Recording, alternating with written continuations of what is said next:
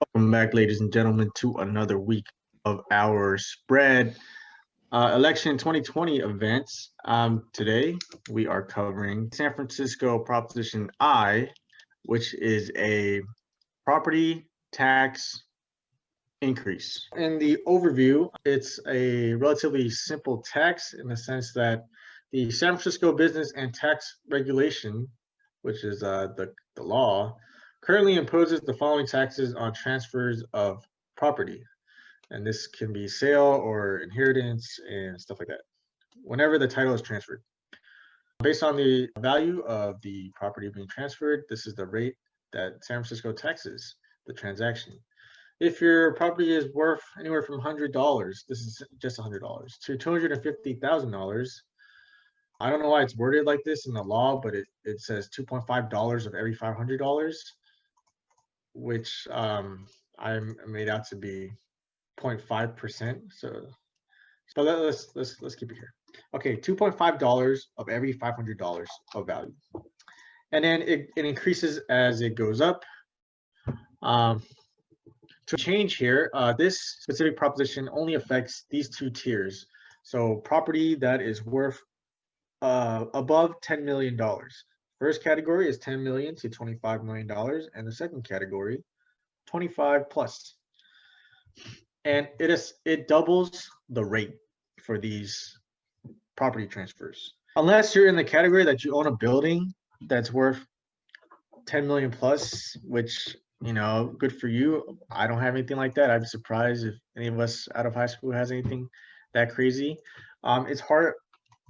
It's not really relevant to our conversation. No one really has a point of view saying that, hey, this will increase my taxes such and such amount. What will it do? It will double the tax rate on properties over $10 million. So it's relatively straightforward. So the fiscal impact, this would generate significant but volatile revenue increases for the city. Significant because, of course, this is a doubling on some of the most valuable property in the city. Volatile because it will likely result in tax avoidance behaviors, seeing as how it's a significant increase. Controller said that if applied to, he ran a simulation backdated on transfers from 2008 to 2020, and it would have netted the city anywhere from 13 to 346 additional millions of dollars in taxes. I'm not sure why there's such a far range, but that's the numbers that they gave us. Yes, would of course increase this tax rate. No, would not. In favor, big businesses and wealthy people will pay a greater tax when transferring really valuable properties. This is a progressive tax because it taxes wealthier people more, and therefore the people voting for this says that sounds fair. San Francisco has huge wealth inequality, and so if somebody had to bear the burden of, you know, addressing our forthcoming budget deficit, it should be those with the most valuable properties that are presumably profiting off of these commercial properties, but it doesn't always have to be commercial. But anyways, the second argument is that the city is in need of revenue to fund our social services. As you know, San Francisco has a lot of social problems, and it should be paid for by people that are profiting the most off of very, very valuable real estate. That value of the real estate, in other words, that real estate is valuable because the city is awesome. And so it creates this virtuous cycle between, you know, the attractiveness of the city, the economic power of the city, and the value of that real estate. But in that virtuous cycle, the welfare of the citizens should also be represented. And that's some of the proponents say that that's what this proposition would do. I mentioned that even wealthy people are significantly bummed out by the inequality they see in the streets. And so we need to do something about it. All right, arguments against this proposition. The opponents say that this cost will apply to leases as well. I have difficulty finding that in the legal text, but it's short enough that we can look over it together after these slides. It could say that the cost will trickle down to people that are renting these commercial and residential properties, but that is the one argument against from the book. Second argument against this proposition says that raising taxes on anything really are anti-business, and the pandemic, with regards to the pandemic, now is the absolute wrong and worst time to raise taxes on anybody, because businesses need a boost, not to suffer greater economic hardship. We should not be anti-business in a time when the businesses need support. Argument number 3 says that this will slow development deals and projects by increasing costs. Developers need to purchase lots and buildings to build their properties on, and if you increase the costs, the opponents say some of these projects, will fall through. It'll mess up their calculations. It'll make some projects no longer feasible. This will doom developments that I think are required to have a certain amount of affordable housing units, thereby slowing the rate of housing supply and making the housing problem worse. That's all the slides I have. It's relatively straightforward. People's ideas, please. Point of clarification. Is this for businesses who have real estate that's more than, what was it, 10 million? Or is this like houses? This is any property, but this is on the sale of the property when the title is transferred. So, it brings questions about, it doesn't immediately pass operating costs onto businesses because your building is not being sold because this thing is passed. And so that is an area to explore, because that is, that's one of the main arguments against it, saying that it'll hurt businesses. What kind of business? Everyone likes to talk about small businesses and saying this is going to hurt small businesses, vote against it. The cost is only imposed if the title is transferred. And so it kind of makes me think of I think my coworker, she used to work at Gap downtown. And she said one of the stores is closing downtown Gap, and I'm assuming that building is gonna be like, $10 million. So I'm wondering if this is gonna prevent the next business to lease that property because it's too expensive now due to this tax raise. Yeah, the key question is whether or not Gap owned that building or they were just renting. If you own the building, if times are good, you're never going to sell it because times are good. You get good rent from it. But we can assume that, let's say Gap owned that building and they had to sell it. They would just have a bigger tax burden when they do sell it. They could pass that cost onto their buyer. And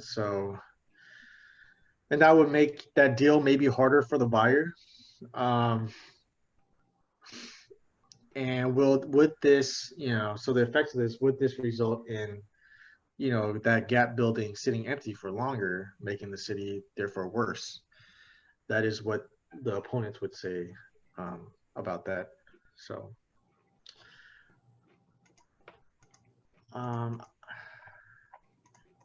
well, are people leaning yes or no on this, or have people already voted for this? I voted yes. Why did you vote yes? I don't like rich people. I'm jealous. I'll tell.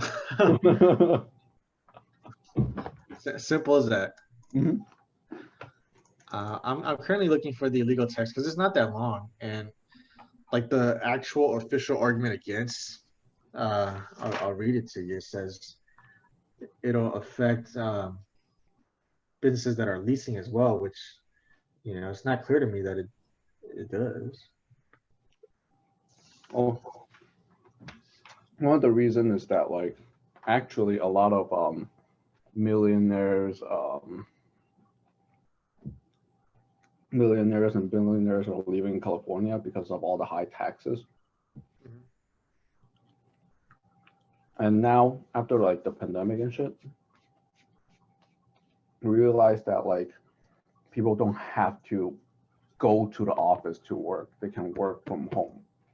So I think like in the future, many of the bigger corporations, they're gonna move their business elsewhere, where like less taxes.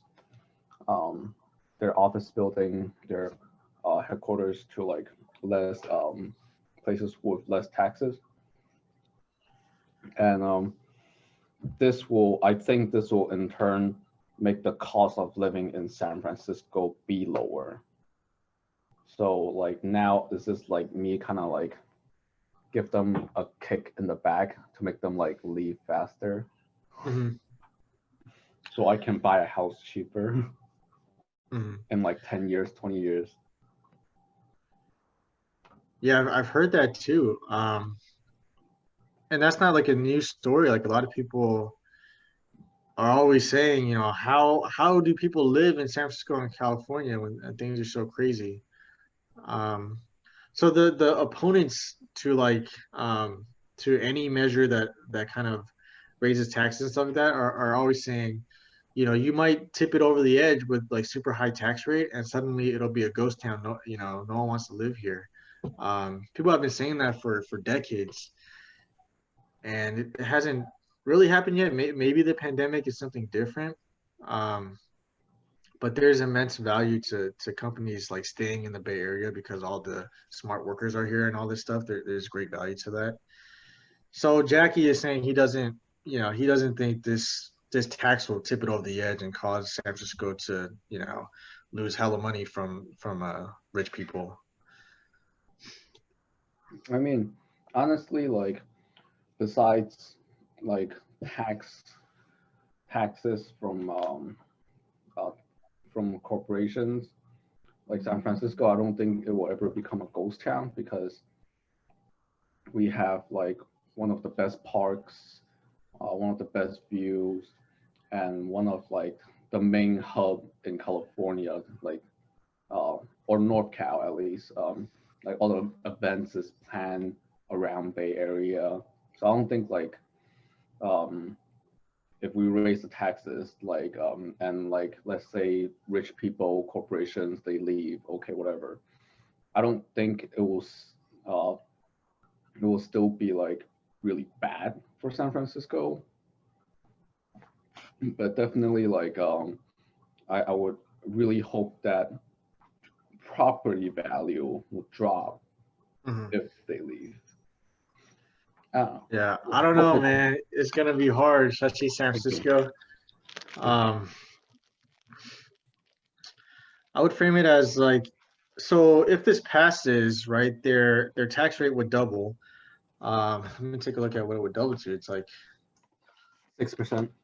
Yeah, 6%, right? So that's but 1 million for every 25 million taxed. Right. So yeah, so they're selling a property worth more than $10 million, right? Right? Are they, so they have to pay a little more in tax. It's a significant increase, but they probably own the property for, so whatever amount of time, and most likely that property had appreciated in value. So no one's going bankrupt or becoming, homeless on the street because they're selling a $10 million plus property, right? They're probably netting some big amount. So, I'm not too sympathetic to the idea that the owners of these properties are losing a lot of money. If you were in the market, right, maybe you owned it and it depreciated in value because of the pandemic by maybe like 25%. Okay, but you were in the market for $10 million plus properties before. You're probably doing okay, right? You're not in the, what I mean? You're not in the, yeah, okay.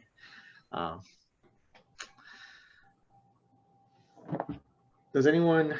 I'll share a quick anecdote just on the topic of whether San Francisco will ever be, a ghost town or not economically feasible. I commute every week from Sacramento back home here, and it was on my mind whether or not that would happen based on taxes, pandemic, work from home policies being relaxed, companies moving to other states because of better tech stuff. But as I came across the Bay Bridge on a super nice day, and I looked at the view of the city, like super beautiful.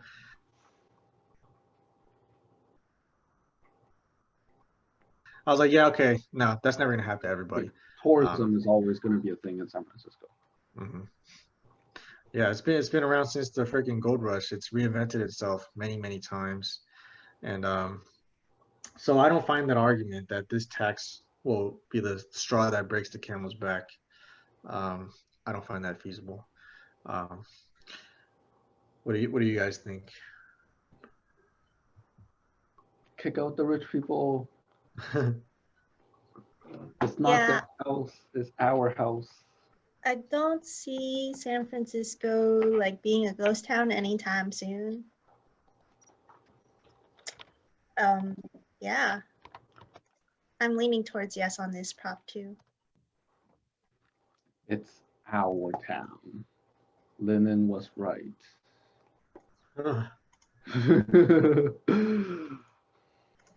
It's not socialism.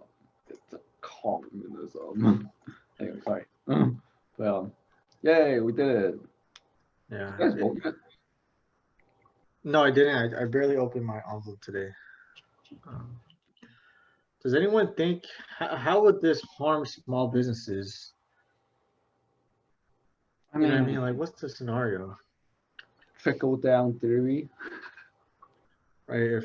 If I owned a huge building and I had some small businesses in my building, like if I own like, are there even shopping malls? They're like small plazas in San Francisco. Let's say I own the plaza or something. Yeah. You could have a building that hosts multiple companies. Right. Like I work at where I work. Oh yeah. We're on the 3rd floor, but then like the 2nd and the 1st floor are different companies than us. So if they lease, then the lease amount will be increased. And because of where they operate, they have to put they have to charge consumers for their operating costs, and it will like kind of trickle down to us, I guess. Right, but the situation. Let's say I own the building that Carmen's company is in, right? Right. I don't have any. Let's say this passes, so now all I'm thinking is, if I ever sell this property, I got to pay a bigger tax bill. How does that make me want to raise the rent? There's no like no, on it on its face, it doesn't affect it, right? I would come up with some other BS reason to raise the rent, anyways. And also rent control, but I thought you meant like when you are a new building, and then you bought the building, and then the building is worth 25 mil, and the tax kind of got pushed to you, and then you have to basically push the tax to people who lease your building, and people who lease your building will push the tax to whomever consumer or product that they're making, like that. Yeah. Yeah. Let's talk about this. We didn't talk about this one yet. The argument against, which says that some development projects might be slowed down because of the increased costs of like transferring the property. True. That's a very good point. I mean, is it enough for you to vote no on this? I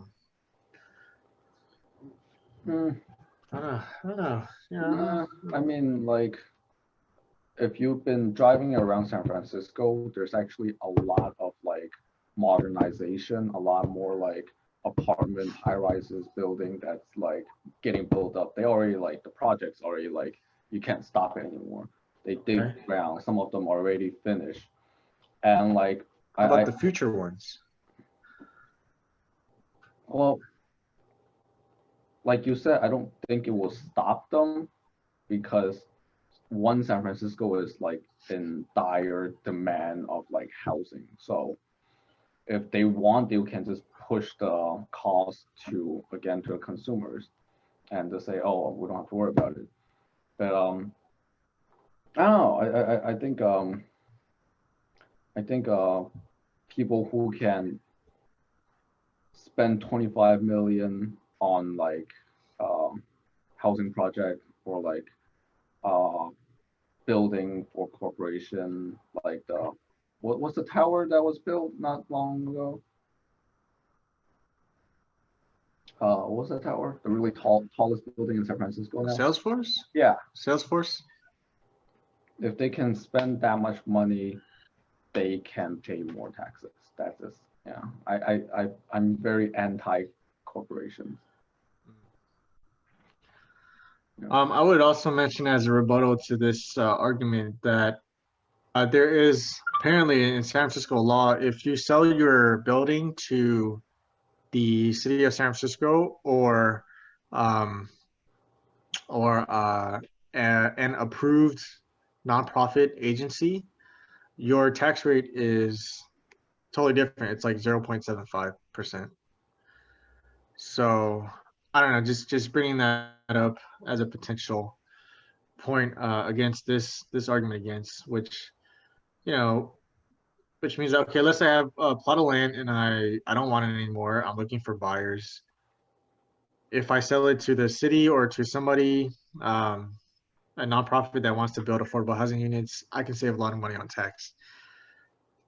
And, you know, that might be a route that some people prefer, saying that maybe the city should take a bigger lead in building housing units. Another is that, like, if there are like projects and there like if this law passed, I'm trying to like build like a whole apartment block of like buildings. Like those are like giant big corporations that's like financing it. If this bill passed, with the land that we have, then it will smaller company, more localized company would have a better chance of like, you know, taking over that land, because bigger company would think that, oh, then I also have to like pay this much tax because I'm trying to build this one big thing. So it gives more power, I guess, to like localize smaller businesses and corporations instead of like this one mega corporation. You know what I mean? I don't know, man. I'm not really. You're gonna have to explain that to me, because doesn't the small business have less money? So if the cost of doing that business was increased because the tax was increased, doesn't that put them at a worse position compared to the big company? Well, that's if they're that's if it doesn't go past 10 million, right? Right. Oh yeah. Yeah, that's fine, but building like a house would cost 10 million. Yeah, I don't think it will cost over 10 million. No. Oh, just like my 2 cents. Any other thoughts on this? Jenny, Andy, anything? Going once, going twice. Well, then one more. Feel free to join us next week. We are. It's going to be all San Francisco propositions. We finished all of the California ones to the best of our ability. If you have your ballot, start filling it out. Find a plan to vote, because we are less than 2 weeks away.